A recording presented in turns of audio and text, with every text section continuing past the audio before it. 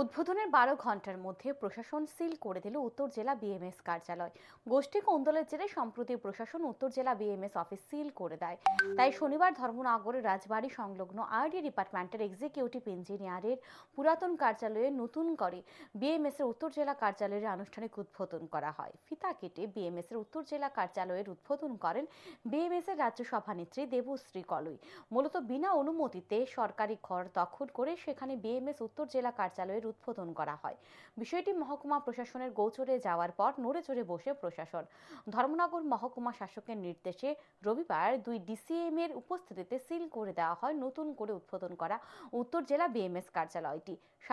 সংবাদ মাধ্যমের মুখোমুখি হয়ে এক ডিসিএম জানান, মহকুমা শাসক ওনাকে ফোন করে জানায় সরকারি ঘর কে বা কারা দখল করে তালা দিয়ে দিয়েছে। সেই মোতাবেক দুজন এক্সিকিউটিভ ম্যাজিস্ট্রেট ঘটনাস্থলে আসেন।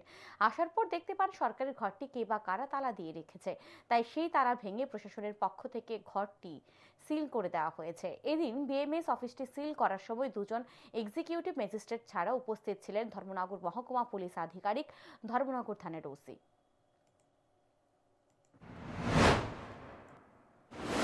তারা দরজা গতকালকে তালা দিয়ে সরকারি ভবন দখল করেছে।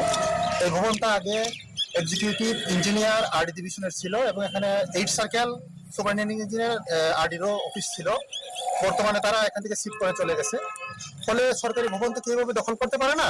তো এই জন্য এসডিএম ম্যাডামের ইনস্ট্রাকশন অনুসারে আমরা এই ভবনকে তালা দিয়ে দিয়েছি যাতে কেউ এটা আর দখল করতে না পারে।